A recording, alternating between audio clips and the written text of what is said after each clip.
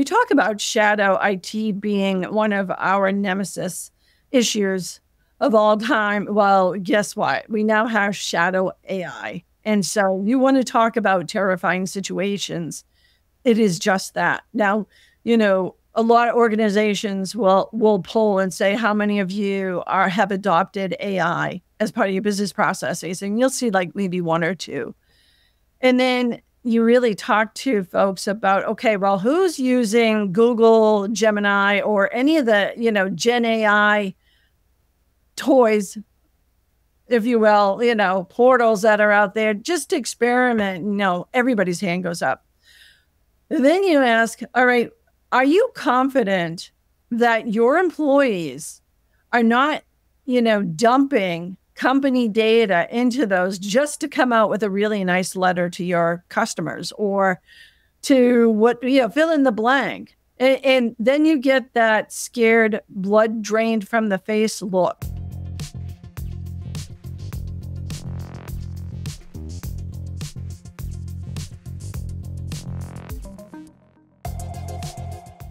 Thanks for joining us for another episode of Data Security Decoded by Rubrik Zero Labs. I'm John Murphy, your guest host for this episode. As the Global Chief Security Officer and CISO for our field teams here at Rubrik, I have the privilege of working with our customers, our prospects, and our sales teams to talk about security issues and how Rubrik helps. Best of all for me, I get to leverage my career experience in driving technology and delivering high-value information security and technology improvements for lots of different organizations. I had the great pleasure of sitting down with Candy Alexander, a seasoned cybersecurity leader and current Chief Information Security Officer at NeuEon, to discuss her experiences across her 30 years in the field. Candy has developed deep expertise in cloud security, strategic leadership, and tailoring cyber risk practices to meet diverse business needs.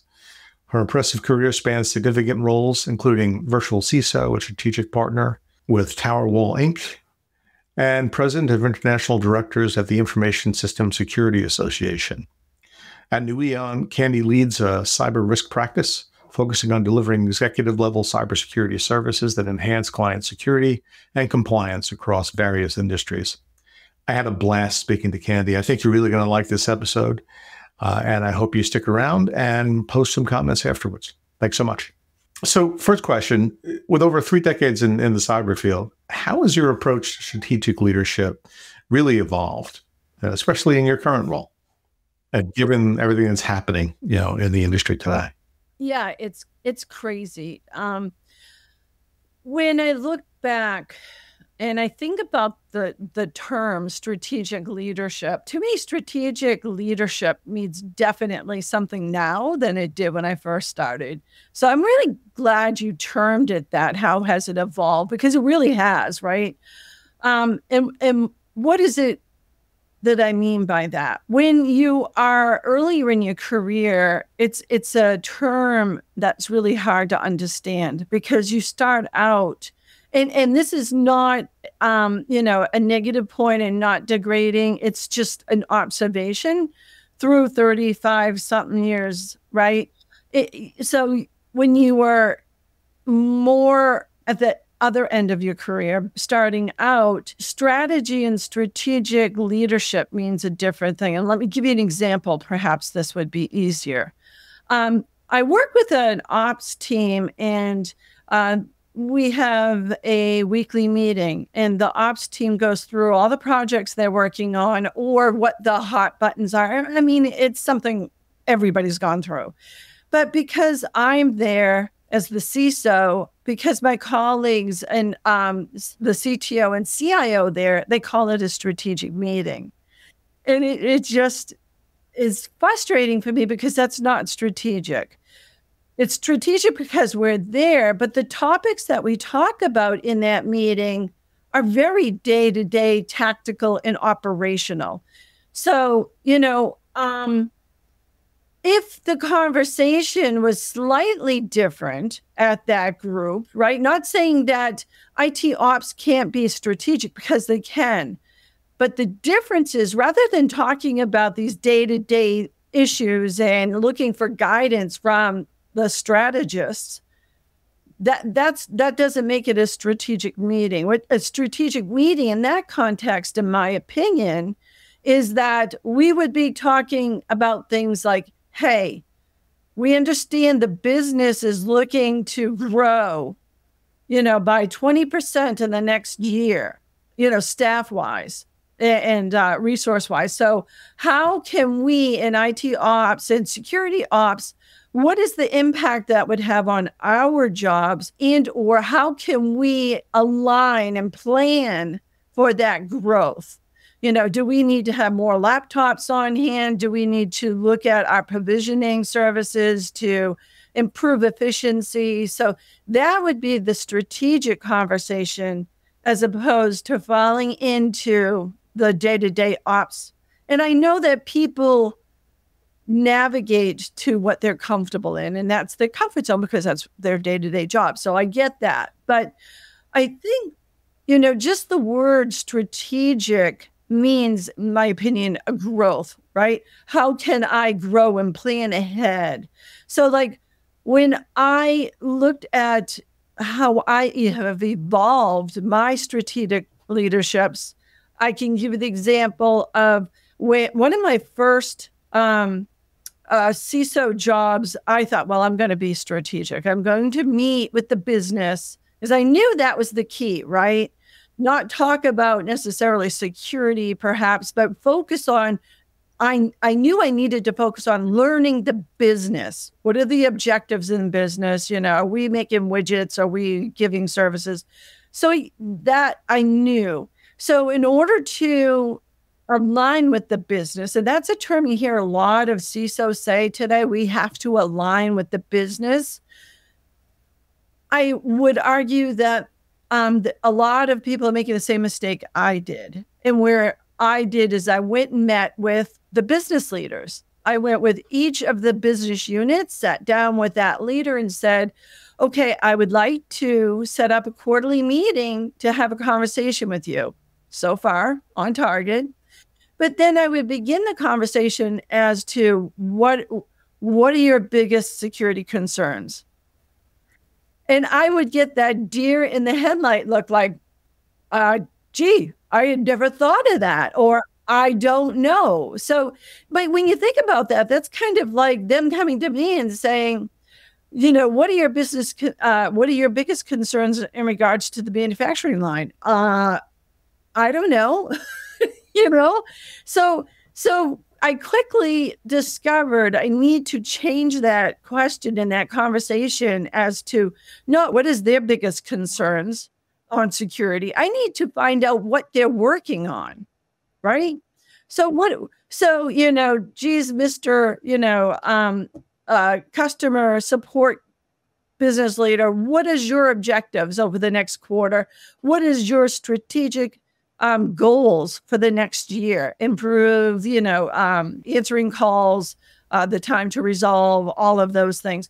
Then I would take that information and I would look, what are the challenges? Are there security challenges posed? Well, when you think about customer support, them answering the phones, and if they're taking down credit card information, well, maybe that's, let's look at that process. So really looking at it from a business issue, and how does security contribute either to the enablement of it or disablement of it, and then, resolve it. So that was, my first progression in the evolution of my leadership journey. And then the next part came from really, I would say, leveraging, believe it or not, the skills I took from being the ISSA International President for 5 years. That essentially was the same role as being a CEO for a $1 million+ company, dollar revenue company, and global. So, that really fast-tracked based on my need, because that's how we are, right? We're knee-jerk reactors. So I really learned that you really need to understand the organizational strategy. So that catapulted me not just from the individual business sections of a company or sectors within the organization, but what is the collective strategy? So another example of how I applied this, there's a couple actually. So I worked with a startup company, and they were an international company. They had international clients, a lot in Europe. And they were getting clobbered with those security questionnaires that we all face. And so it's like, okay, that is a disabler for the sales process and closing sales and whatnot. So bright idea. Let's come up and let's go after ISO certification. If you're ISO certified, that removes a big chunk of that problem. So we began that journey. And then as a lot of startups face revenue challenges, right? They needed to shift to really focusing on revenue generation, lowering the overhead costs, right? Notice the terms I'm using too. I haven't really used a whole lot of security terms, right? Right. So there it is. So they needed to lower the overhead cost and increase revenue generation. So I said, okay, so they came to me and said, listen, we need to just stop. And, we can't invest in this anymore. And it's like, okay, well, I agree. If your priority of number one strategic goal is revenue generation, then going after ISO certification, that's a really big expense. And that's a cost, right? And so it's not cost effective for them to do that. This time I said, listen, let's stop the ISO work. Let me refocus the security program so that every little thing, and I mean every little thing that I do, needs to align with the strategic organization goal of revenue generation as being number one. So that meant really supporting the engineering group, because that would reduce the risk of reputational issues with, security breaches or, things of that nature. So really focusing on that, and then working with the team to identify how can we better and quicker answer those security questionnaires. So everything had to be tied to supporting revenue generation. So that's the alignment piece that I think a lot of CISOs lose, because we're purists at heart and we're all about, well, we need to comply, right? We need to comply with the regulatory, because if we get caught, that's going to cost us a whole lot of money. But here's the thing, John. When a business is at a situation where they really need to focus on revenue generation, if they get hit with a breach, they're going under anyway. So that's a risk that they're probably going to accept and focus that investment on getting revenue in so that they can come back and focus on compliance. I know it's not something a lot of CISOs want to hear, but that's the business of it, right? Yeah, it absolutely is. And it's funny. I think that applies to technologists in general as well, because in my own experience, I was a coder when I started, and I spent 12 years writing code, and my plan was to write code forever. I just love it, right? But got talked into going to graduate school, and one of the first things in graduate school was they gave you context, exactly what you just described. They said, IT is wonderful, but IT doesn't necessarily pay the bills. I mean, it might in some companies, but for most companies, it's a cost. And so to your point, if those costs aren't in line with what the strategic plan is for the company, then maybe we need to rethink what we're spending our time on in technology, more to the alignment piece of it. Where do we want to end up, and how do we help getting there? And that's not an easy message. It certainly wasn't for me initially. I was, this whole idea of strategic alignment, there's tons and tons of research that's been done on it for, 40 years, 50 years. And all of it comes back to, knocking on the door, and not just IT, but all areas of the business, and saying, you have to tie back to what you're really trying to do as a business. And if you don't, then are you really underutilizing all of your efforts because you're diverting attention over here as opposed to following the script? Do you think that it's because a lot of us, because we're technologists too, right? Do we think that it will work our way out of a job, or we won't be perceived as contributing to value? Yeah, so it's just a sensitive question, right? But I think to some extent, for me personally, that was a concern. Like my identity was somebody who read code. And part of my reason for going back to graduate school to begin with was the question of, well, I think I write pretty good code, but what I find is that, some of my projects don't ever actually get implemented, or they get implemented in a different way than we actually wrote the code for. And you start to ask questions, why does that happen? And I think, at least for me, to some extent, it was really, an awakening, just trying to put yourself in the right path. I giggle because, of course, you talk to every CISO, we take it personally. What do you mean not going to take my recommendations? But the thing is it's not about us. It really isn't about us. It's about the company, and I think the other thing is that when we begin to feel insecure about that aspect, that should be a signal and a sign to us that means we need to broaden our skill set, right? Because it's when you go and resharpen and retool or add to your toolbox, then you are more valuable. Because if you think about that RevGen conversation I just mentioned, that CEO and company could have said, you know what, Katie, thanks, but no thanks. If I didn't redirect that conversation to, okay, now that you've made me aware of what the business goal is, let's redirect and retool to be RevGen supported only. So without me having that experience and knowledge, I, very likely would have said, like 20 years ago, 15, whatever, okay, well, thank you, and call me when you're ready.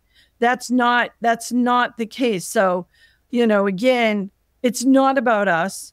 It is, but it's not. It's not personal. I guess that's probably my point. And it's really about the organization. And we need to learn the business end of it. We're so focused on technology that technology supports the business.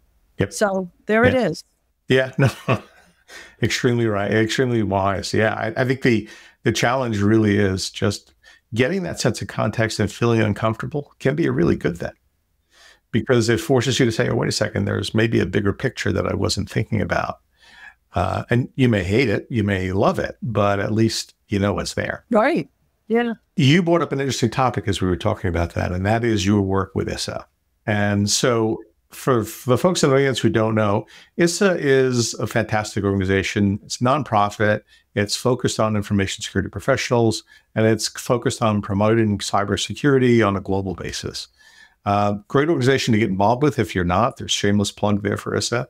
My question to you, though, is today, given what's happening in the world, what makes ISSA more important than ever, do you think? It's the need to share that knowledge.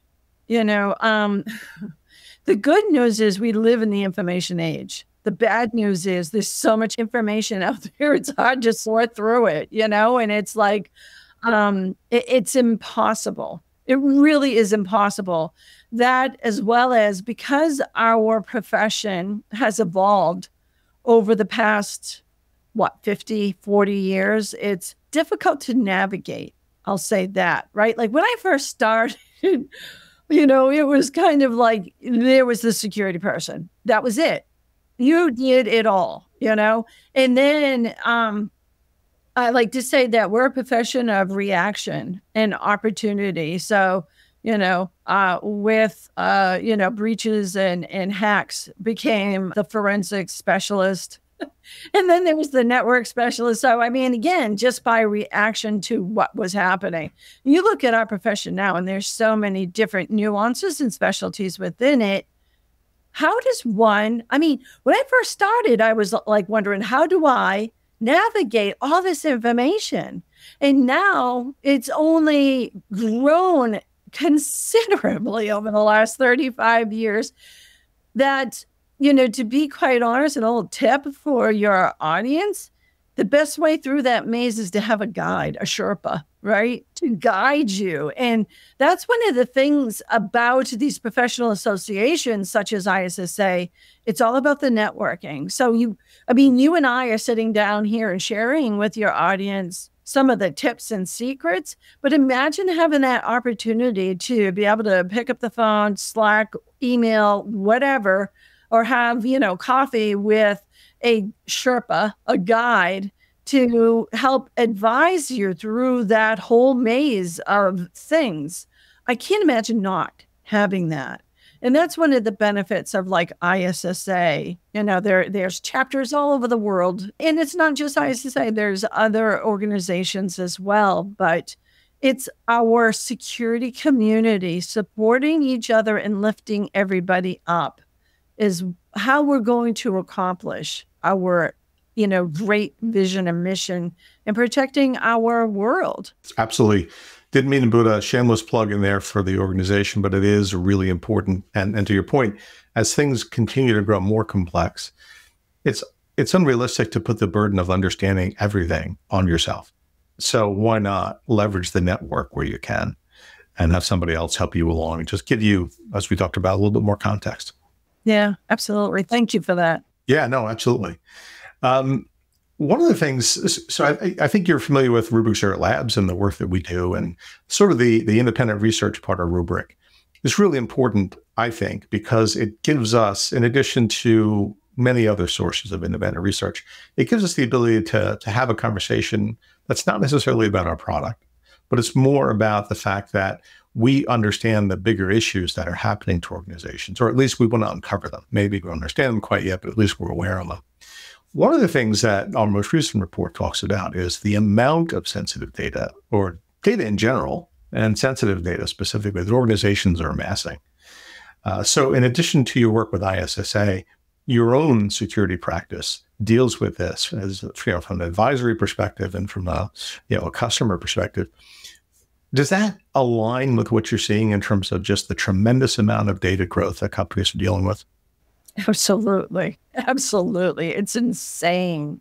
Like I said, just us trying to consume the data we need, just think about it holistically, the data that's generated out there across the board. And then, if you're savvy enough to understand the difference of data and sensitive data, it'll recognize that in and of itself. It's just incredible.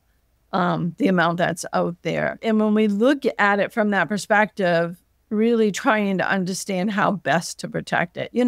It's funny because a long time ago, speaking of MIT, I was just thinking about a wonderful man that I had met. He was actually responsible for security at MIT. And I used to get the biggest kick out of that. It's like, good luck with that. And how the heck do you do that? I asked him. His name was Jerry Isaacson. For those in the Boston area, might remember Jerry, good old Jerry.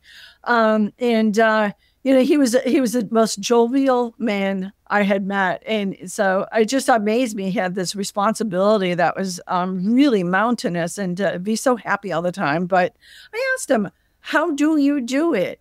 How do you secure things at MIT, the data?" but yet encourage the, students to explore innovation and all of that. And he said, Candy, it comes down to really protecting what's most important, and that's the data. And we're talking, this is back in the early 90s that he made this statement. I mean, let's think about that and where we are today, right? So when we think about data protection and how that has evolved, speaking of evolution, we used to protect it by the perimeter because it was the easiest. It was the most cost effective. Let's just build a moat. I mean, you look back at those old security books, there was a moat around the castle, right? Yeah. That's how you did it. Well, firewalls. Yeah. Right? Yep. Yeah. That didn't last long. And so, and then we moved to, okay, let's protect the systems that, have the data, that process the data, file servers and all of that. So, okay. So we protected the systems. That didn't work.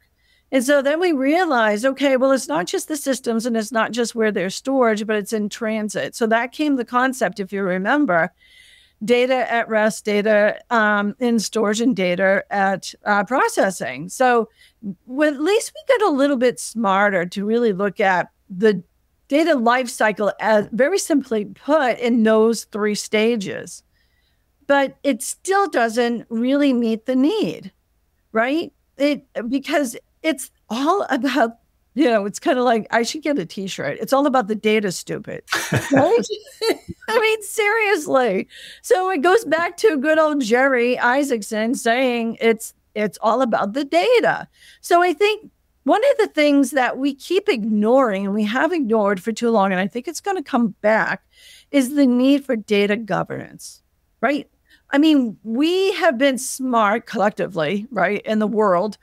We've collectively gotten smart, and there are some organizations that have an actual chief data officer. They have data strategies, but they don't really talk about data governance, like who owns the data? What is the data life cycle? Because we all know data does, when it comes into your organization, whether it's created or pulled in from an external source, it doesn't leave your organization or is not consumed the way it came in. There's a whole lot of hands and there's a whole lot of systems processes in between. So we're ignoring that concept that data morphs and grows, and who has the responsibility around the data at each phase of that life cycle. Who's the data owner? Who are the consumers / users?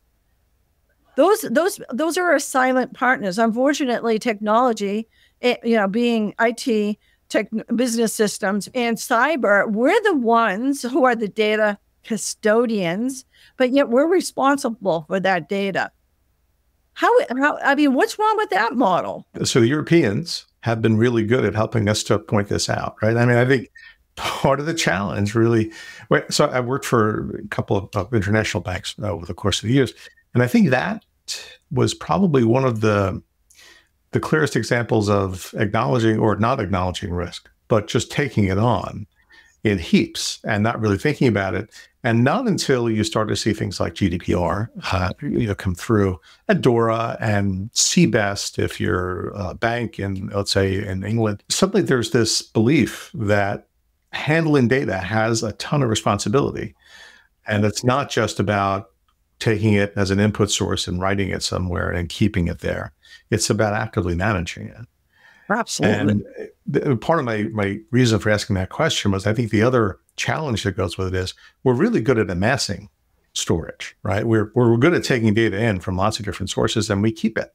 And storage costs, going back several decades, storage costs used to be a really big consideration. They're no longer a consideration. So not only, to your point, are we not governing what we have, but we're sort of looking at it as, well, the additional cost, the marginal cost of keeping another couple of megabyte or a couple of petabyte is not significant enough to be worried about today.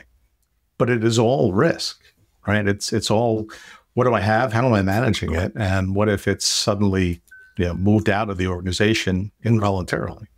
Right. Absolutely. You speak about regulatory and those high risk organizations such as fintech or finance and healthcare.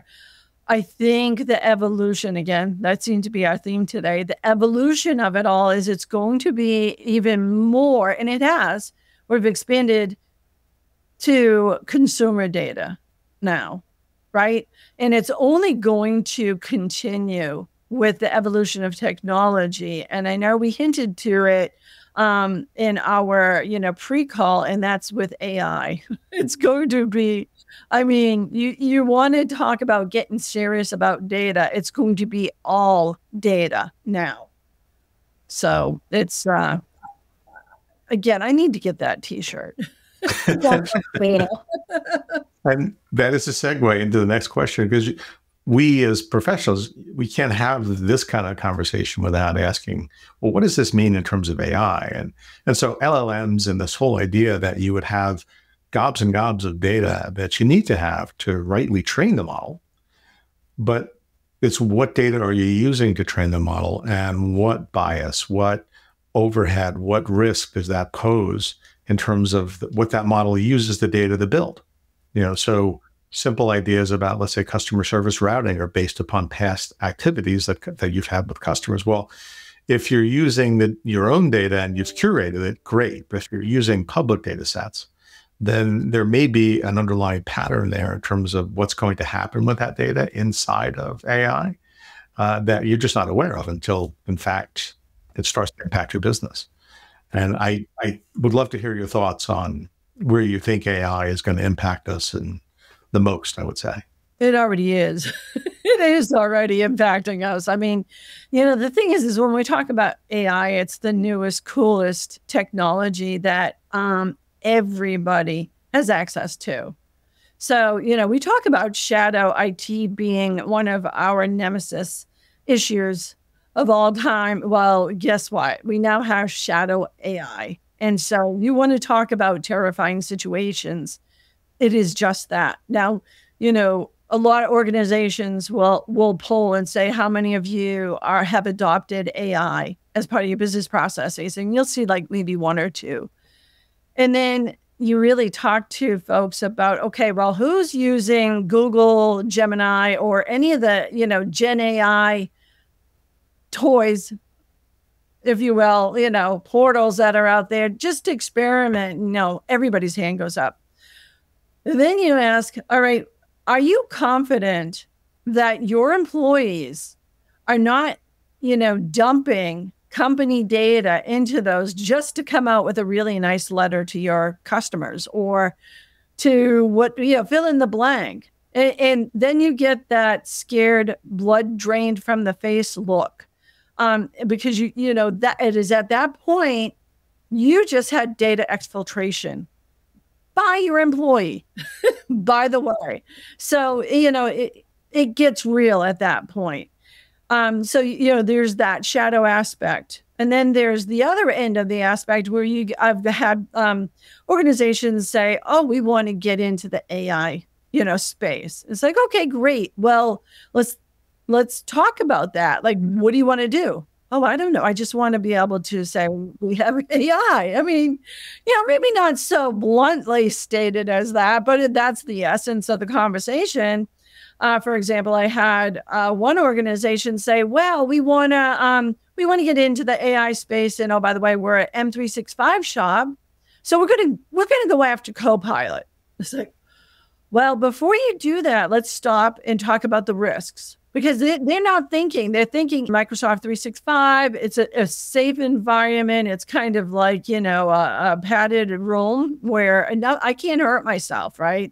It's all, sectioned off and segmented. And so I'm good. And it's like, well, you may be good, but let's think about the organization itself and the data that you have in there. And now if you just enable Copilot, your community, your employee base, and contractors, temp workers, anybody who has an account that is Copilot enabled will be able to query and pull data from the organization, including who are the top 5 salaried employees. Do you want that out there?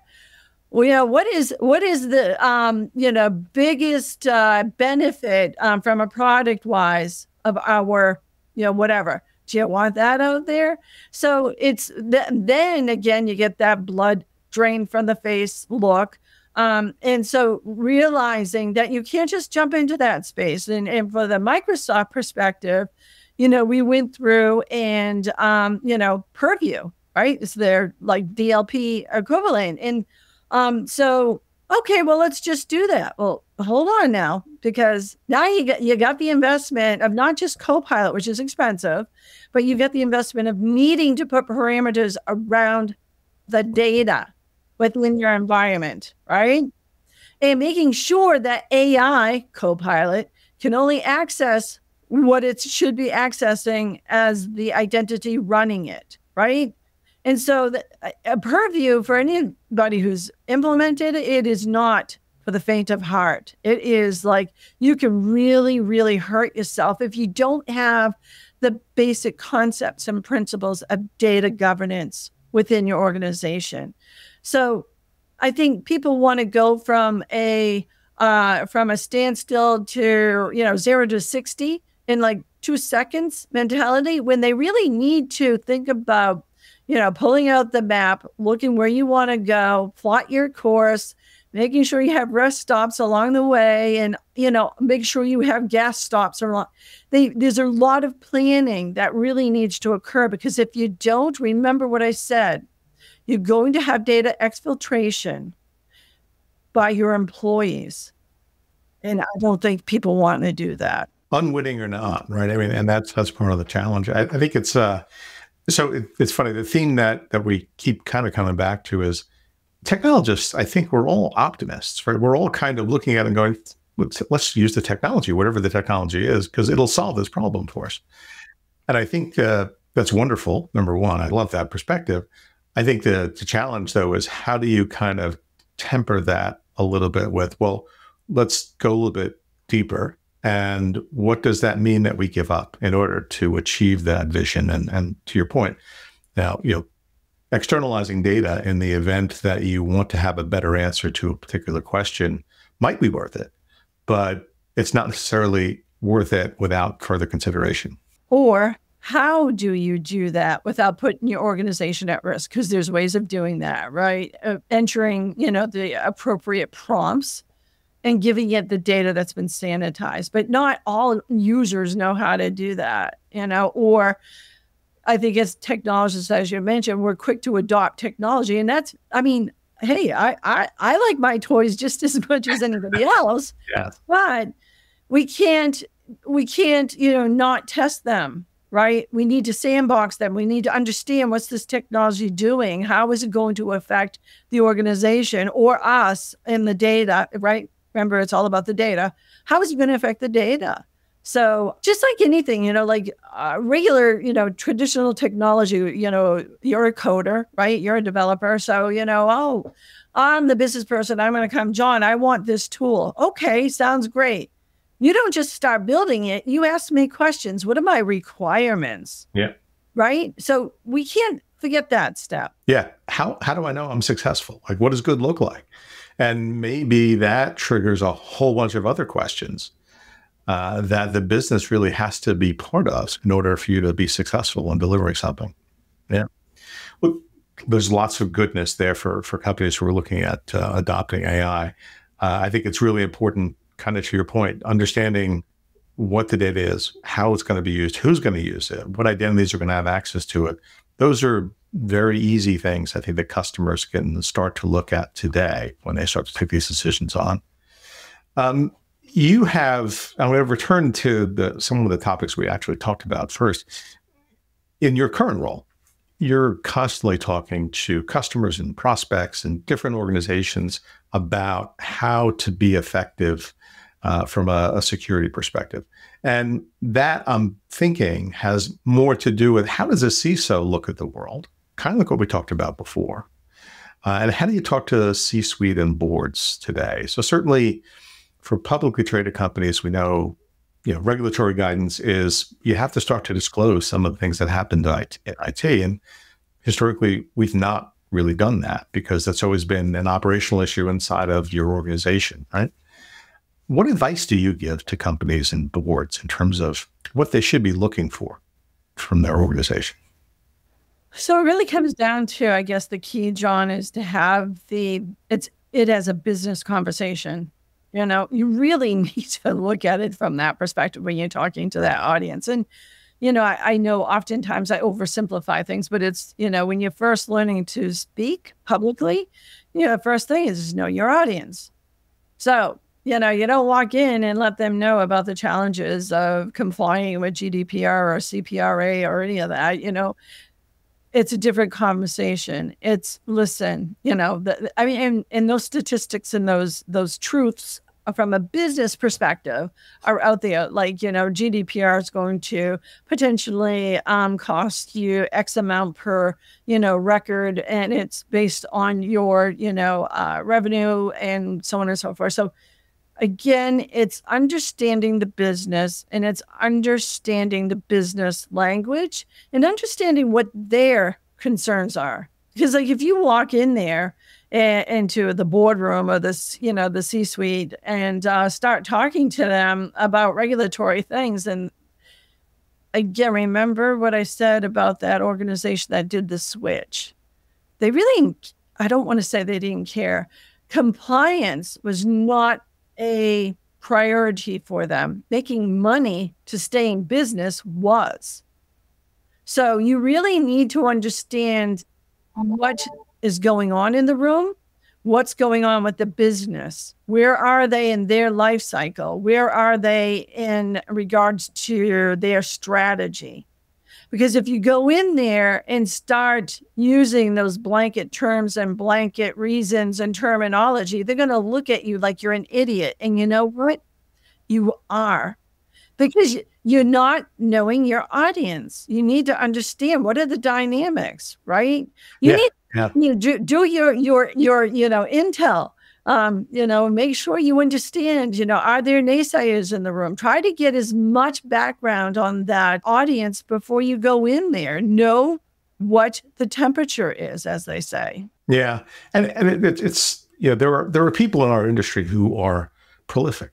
They're just fantastic at being a CISO and also having that board level conversation like yourself. I think the challenge for many folks is that there's comfort in talking about the deep understanding we have of technology, because that's what we do all day long. And walking into a room kind of cold, right, with an audience that doesn't have that background, but has deep knowledge in other areas that you don't, can really be off-putting. And I think the challenge that we sort of have to rise to is, how do you get to the point where when you walk into that room, you're not automatically, in your words, put into a box. And we say, okay, if technical conversation needed, break glass and engage this person. Otherwise, don't talk to this person again. And that is, the thing to overcome, because you want to be part of those conversations, even if you're just a listener. Being part of strategy formulation and where it's going. And to our earlier point, operations is 90% of the game. Strategy is probably 10, 15, best case.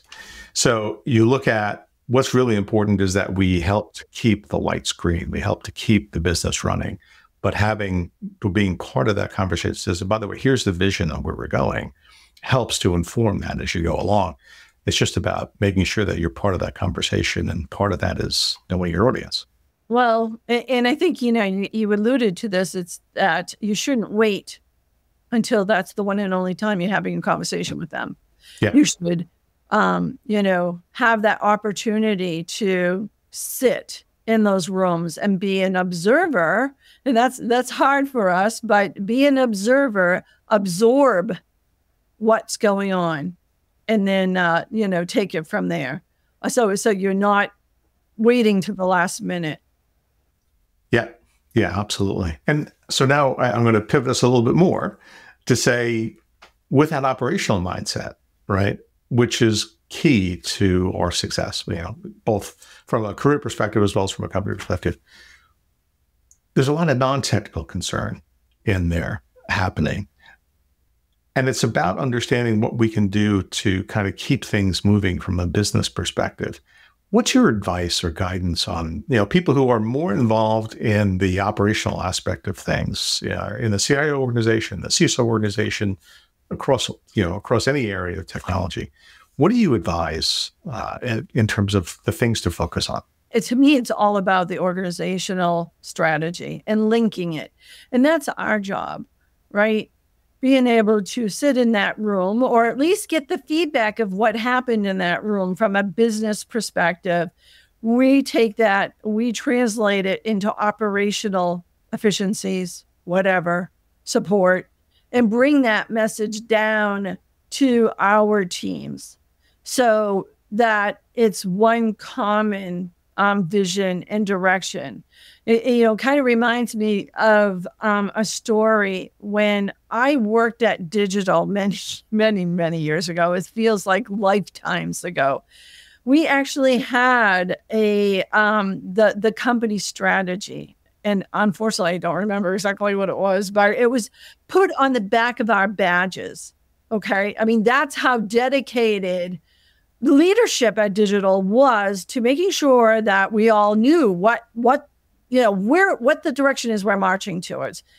And then we would have our staff meetings, group organizational meetings, divisional meetings, and they would link how we, at the lowest level of the company, were contributing to that strategic goal.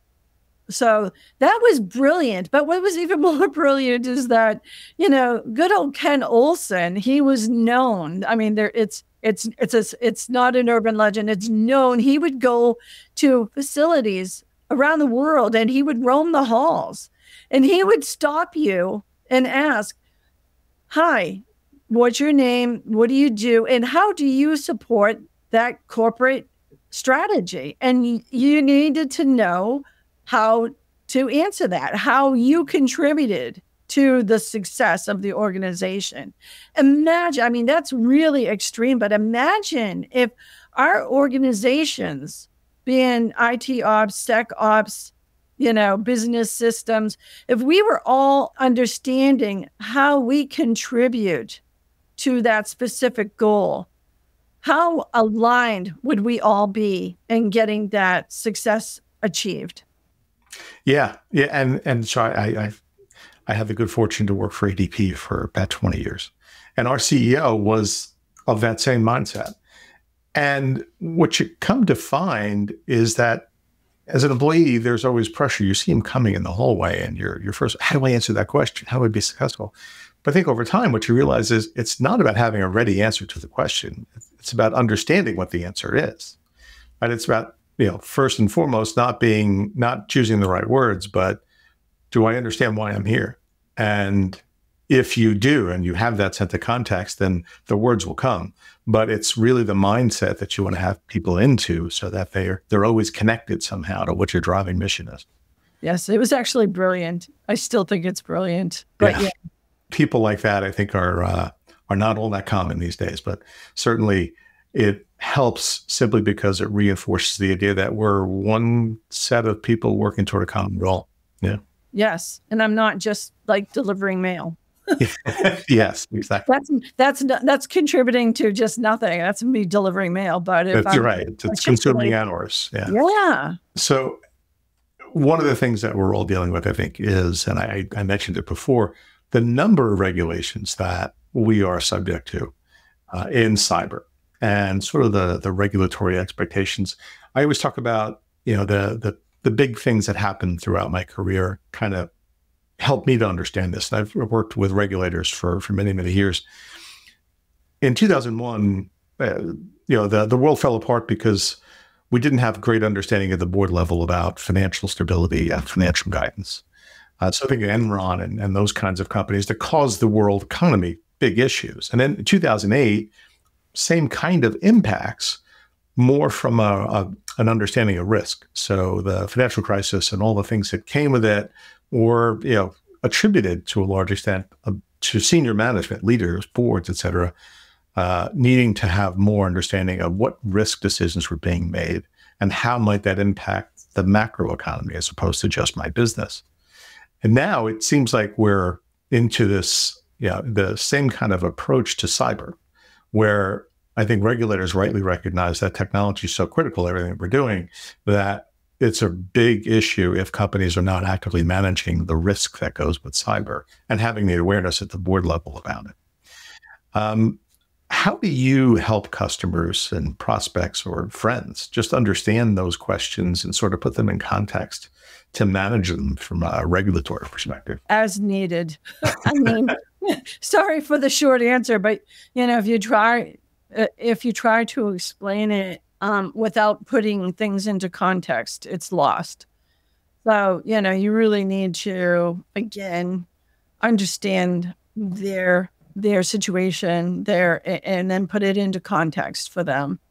That goes without saying. Otherwise, I mean, for cyber professionals or privacy professionals, we're both clobbered with needing to know and understand the mountainous stack of regulatory legislative requirements. It's almost insurmountable, or it is insurmountable to the point where if we don't put it into context, you could spend all day long, every day, just trying to stay on top of this stuff. So, you really got to rely on your libraries and your resources, to to be able to go and do that research. I mean, let's face it, legal counsel does that as well, right? I mean, it's just the way it is. Again, it's so rapidly changing, both from a consumer perspective, personally identifiable information or personal privacy perspective. And then now, I mean, geez Louise, look at it from the AI perspective, that's overarching those, subordinate concerns. It's really impossible to stay on top of all of it without having those reference libraries. It's important to understand the basic principles and, from that perspective, but then from there, it's the nuances, right, that are out there. What are the basic principles? Protecting data from being able to, in aggregate, identify individuals or anything around an individual. And then, of course, there's intellectual property and so on and so forth. So understanding perhaps it's not principles, but it's more intent, right? What is the foundational intent of these regulatory issues, right? Like PCI, the intent is to protect, individuals, paying from, fraudulent activity. That's the basic principle. So I think, really having an understanding of the intended or the intent is and then understanding you need to, because I mean, sometimes, even though we're not, sometimes we have to kind of play lawyer and know when to pull in those specialties of a privacy professional or legal counsel. Well said. Absolutely. Our last question, because I know we're running long on time. We have a tradition where we speak to folks like yourself who have fantastic perspective across industries, across technologies. Looking back, you've seen a lot of our technology today evolve over time. So looking forward, say 5 years out, are you optimistic, pessimistic, neutral in terms of how things are going to evolve over the next 5 years? I find that hilarious. Good. I find it, I actually both, I'm snickering and laughing because my first reaction is like, optimistic. Absolutely. Are you kidding? It's our jobs are becoming easier, but they're not. It's like, there's more, right, data out there and, it's more complex, but yet it's easier. So that's why I'm snickering and laughing because I guess it's both, right? And again, I'm optimistic because of this. We in the cyber community are a tight bunch. We're getting tighter. We're helping each other. We're, as I mentioned, lifting each other up, sharing our knowledge and experiences. I mean, there's, this right here, this podcast, I'm sharing, information. You go out on LinkedIn. There's so many pages. There's LinkedIn Learning. There's, even Slack, good old Slack. I love Slack. There's so many work groups out there. The technology has enabled us to become a tighter community. And again, because we have diversified into specialties, we're able to pull on that collective knowledge. So there's that. That's exciting to me. That, as well as the recognition of us needing to get ahead of technology. And what I mean by that is like, AI came out 18 months ago, and I can tell you, you look at the material that is out there in regards to governance in AI, developing AI, security considerations. I mean, I am another shameless plug. I'm heavily involved now with the Cloud Security Alliance AI Safety Initiative. I belong to a couple of their working groups, and the papers that are coming out of there are phenomenal. So the exciting news is we're recognizing technology potential risks, and we're getting not in front of it, but pretty close. So that's all exciting. The pessimistic side of me is what makes me really laugh, because I can hear my husband saying, but what about your paranoia? Because for 35 years, I have become jaded, and it's like I am cynical in regards to risk and potential. It's just, it's an occupational hazard. So, but I will shift it to say that because of my paranoia and my colleagues in the cyber community, now we're optimistic because we're getting in front of it, or we're leveraging, we're using that superpower of being paranoid to get in front of, or at least try to get in front of, the risks in the technology. So there it is. Great answer. No, great answer. Candy, thank you so much for making the time. I appreciate the fact that we ran a little bit over, but we were able to get this conversation in. It's been fantastic, and I'm sure our viewers are going to love it. Would look forward to speaking to you again at some point when the time is right. But thank you again for joining us. Great. Thank you so much for having me. It was a lot of fun. Great. Same here.